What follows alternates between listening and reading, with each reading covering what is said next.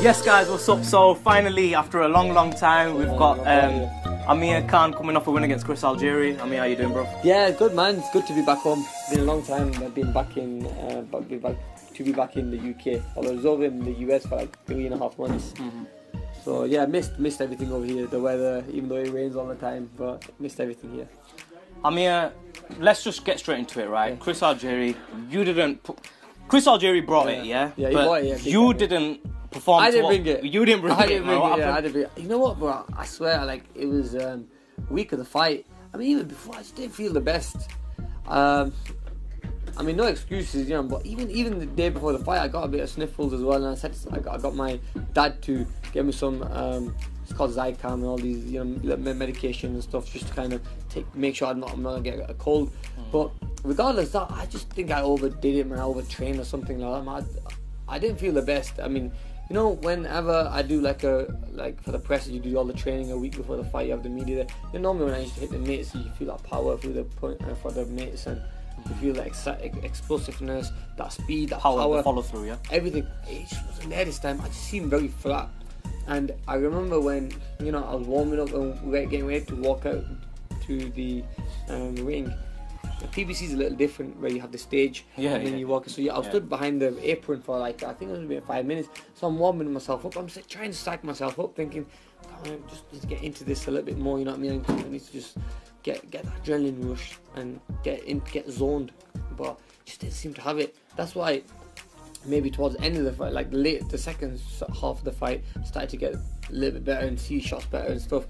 But yeah, man, I just got caught a few shots. A bit flat. Yeah, I felt really flat. I felt really flat, and just couldn't get myself going. I'm my biggest critic, you know. When I see something that I was like, right, I'm gonna say it. Look, everyone knows that if I'd fought like I did in my last couple of fights, I would have been a lot better. But I just didn't seem to get in. You can't always fight at your best all the time. It was a long camp, a long time away from my family, and also it was a long hard camp as well. So, Amir, you're saying I've lost weight, but you don't look as big as you did in the last fights. You know, did you do strength conditioning for this fight? I did the strength conditioning, yeah, I did. But you know, we stopped it a little bit earlier because I got a few little injuries, so I had to stop.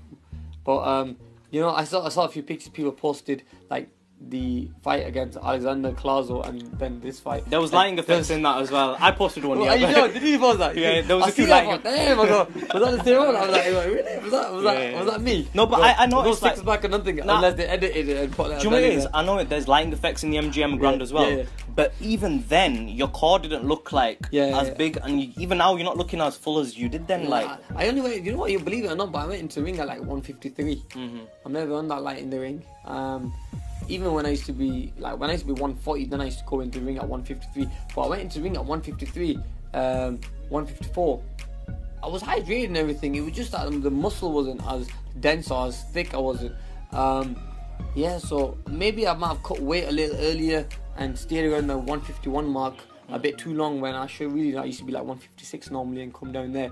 I walk and if you look at when I fought Alexander and Kalaza, I went up to like 159 against Kalaza and 161 against Alexander. That's what the weight was. And I think I feel better that way, much more natural. But you know what I thought? The whole procedure to making the weight light was because I thought Algieri was going to run. So I thought being light and quick will be always there. I want to be quick on my feet. You know, I don't want him, because he normally is quite slick where he'll move and he'll hit you, you know, and you need fast feet to get under that and stay in. But obviously he's the opposite to what he needs. So really, if I'd stayed the same natural weight I normally was for the Alexander fight, I think I would have been a lot heavier, a lot better, where he would have been able to chase me or push me around really. But look, his strategy was good. You can't take anything away from him, because his trainer gave him a good game plan to follow, and they come to fight. Can't take when a guy makes his mind up to win. You know, that's one thing that Virgil told me as well. So when a guy goes in there and says, I'm going to win this fight, no matter what, if I have to go through hell, I will go through hell. Once you make your mind up to win a fight, it's very hard to beat a guy like that. It's very hard to beat a guy. Amir, I haven't asked you this before, right? I was going to ask you last time, but I didn't. I've been in contact with Rick for quite a while, and I know you've been in. And I know you like. Yeah, Rick's a nice guy, man. He's always wishing you the best. He's always wishing you the best. do you think it would be beneficial at all? Now, I know Virgil's a great trainer. He's done great stuff with you, yeah? But do you think it would be beneficial at all for you, in your opinion, not Khan's camp or anyone else, you? Do you think it would be beneficial for you to bring Rick in? Not Virgil, not anyone else. Do you think it would benefit you? Well, you know what? It's different. It's different because obviously I know what Rick tries to teach you, the quickness and the movement and having the hands up and everything. But look, it's different to what we need to do. Obviously, look, against the Alexander fight and the Colossus fight, we didn't really need it. But because we had a bit of a bad performance here, people might think, you know what, it'd be good to maybe bring him in. Look, I'm gonna probably let's give one more fight and see how we are. Obviously, I just think this was a bit of a bad performance. Bad performance, really. It happens to all of us. Yeah. All fighters go have a bad performance. Mayweather had one against Maidana in the first exactly. fight. So look, it's just a bad performance. That's it. But it's how you come back from it, and so hopefully, I think that's what it is really. But look, Rick's a very good trainer. Don't get me wrong. He's very skillful. Teaches you a lot on the mates and stuff. But look, I got a team set there, and what's working for me. I don't really want to mess that up because, you know, sometimes by changing a few things can mess everything up. At the moment, you know, I'm alright with things. Look, I don't mind training with Rick when I'm in New York and doing a little bit with him, but he's a very good trainer. But let's just see how things go. I'm gonna give it another fight or two. But Virgil's good at what he does, and you're gonna have bad days in the office. It's normal. Now, Amir, I read an article saying that you want to be a bit more of your own boss now. Yeah. When I saw you training up to this fight, I saw Virgil working on something which, maybe you can explain it because obviously you've been in the ring, you've worked with Virgil a lot. You were saying throw the jab at a constant same speed. Like, does that not take away your quickness and a bit of your, take away your greatest asset, which is your speed, if you're constantly punching at the same pace? I think that was more like a conditioning thing, just getting them, strengthening the muscles really. But yeah, I know what you mean. If you working on that as a method to get you away from trouble or hit a guy, then they're gonna time you. Yeah. You work at one pace, So it's just about changing the pace of it, changing the speed of the punch. Like with Maidana as well. Since he's working with Robert Garcia, he's sometimes he throws a jab fast, sometimes it's slow. Yeah. You can see in the Mayweather fight. Definitely. And I think little things that make a massive difference. You can't throw a punch at the same speed all the time because then you get timed. But no. Look, there's a few things that me and Virgil need to sit down and work around and work on. But like I said, it's still new, bro. You know, think about it. It's only been 2 and a bit years. Me and Virgil have been working together, so it's not a long time that we've been together. And obviously, we're still working on a few things new and things are working for me. Some things are not going to work for me. So I'm glad in a sense that this happened. Like we've had a hard fight. I'm going to go back to drawing board. Now the things that I'm not happy about, I'm going to open up now and say, look, Virgil, I'm not happy about this. The things that I was doing right, I'm going to stick to. But the things I'm not happy about, you're gonna change. And also, I know, I'm going to change, but I know Virgil will want to change as well because obviously Virgil is going to be like, I didn't think this worked. So let's forget this and do this instead. But there's a few other things that I'm going to be doing differently. But I can honestly say you will see a different Amir Khan in the next fight. You'll definitely see a different fighter. This was just a little bit of a. It was just a bad night, a little stumble it was, and obviously we got the win. That's the main thing. But it wasn't the best performance. But look, I think people expect a little bit too much of you, and it's not only that, but it's just, you know, with going into this fight, having that pressure everywhere in America, expecting you to do really well. In the fight. Like knock this guy out. And at the same time, mention, you know, Mayweather's next. Sometimes you don't need that pressure. You don't want to talk about Mayweather. I saw you flipping out on one of the reports. I was like, that's not good, man. I'm like, look, you're talking about Mayweather to me. If I answer that question, what's going to happen is they're going to say, well, if I get beat in a fight or if I get lose, anything can happen. They're going to say, you're looking past it. No, they can't say that because I kept telling everyone at the press conference, look, guys, I'm not looking past this fight. Please don't talk about Mayweather. And that's why they could have said, if I didn't say those words, they would have said, Amir was looking past this fight, that's why it was a bad performance. So, you see, it's very hard, man. We're in a very tough sport here where, you know, you have to be mentally focused and right. Look, Sajid's looking at you through the mirror. He's not looking happy with you. He's going to bang you out when he sees it, bro. Right, so, Floyd Mayweather, let's talk about it now because you've beaten Chris Algieri. Do you think the fight can happen? I think it can, for sure, because financially it makes sense.